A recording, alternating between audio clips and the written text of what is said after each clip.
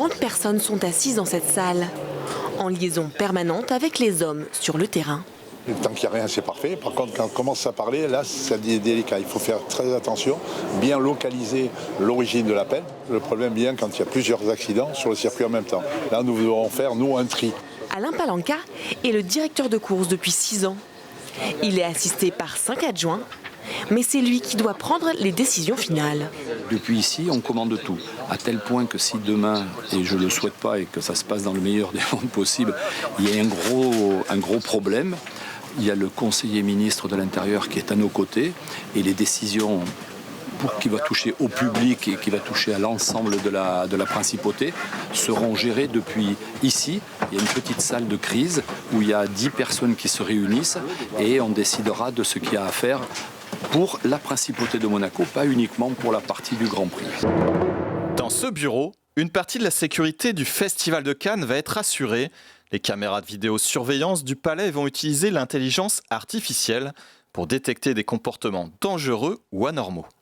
Donc là, par exemple, on va faire détecter et créer une zone pour un colis abandonné. Donc on vient sélectionner justement la bonne zone dans notre logiciel. On vient définir la zone où il y a un intérêt d'être alerté si un objet est abandonné.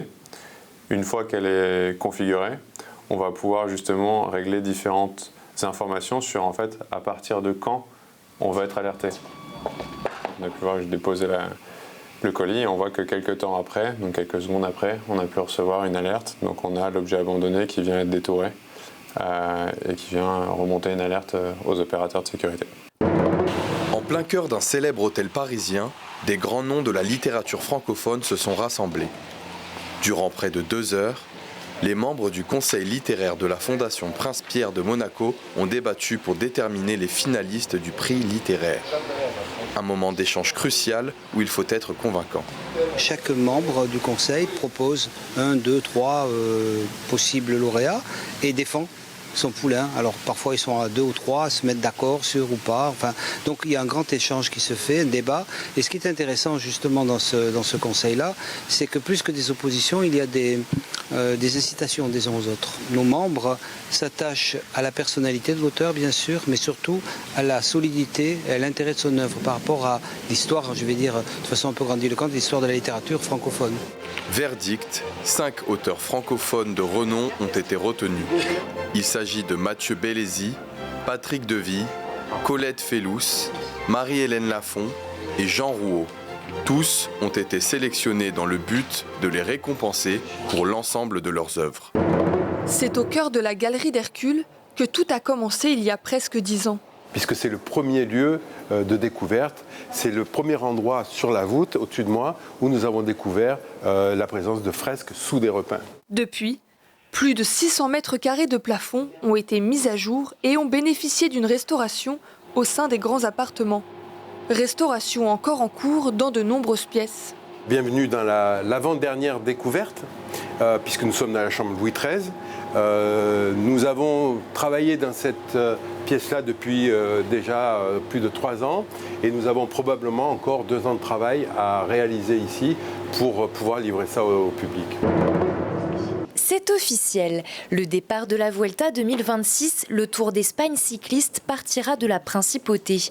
L'accord a été signé ce matin lors d'une cérémonie au Yacht Club de Monaco en présence du souverain. C'est la première fois depuis sa création en 1935 que la Principauté accueillera cette course, une volonté du prince Albert II.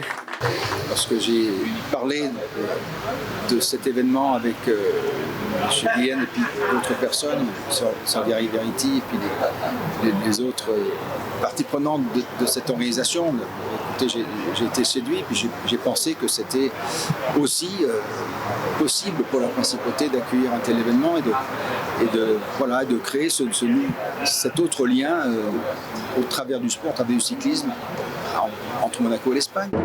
Canua Island a enfin été inaugurée hier. Cette plateforme flottante de 1700 m² va pouvoir faire vivre des soirées festives sur la Côte d'Azur. Sur 2 étages, tout est réuni pour accueillir 350 passagers. On a un bateau qui n'est pas très grand finalement, il fait 41 mètres de long. Par contre, il est assez large, il fait 31 mètres de large. C'est un trimaran avec 3 coques. donc il est motorisé.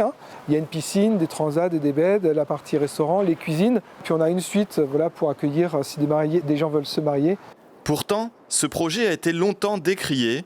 Pris dans une bataille politique et juridique, il a finalement reçu l'autorisation de naviguer. Mais associations et élus continuent de critiquer ces navires sur le plan environnemental.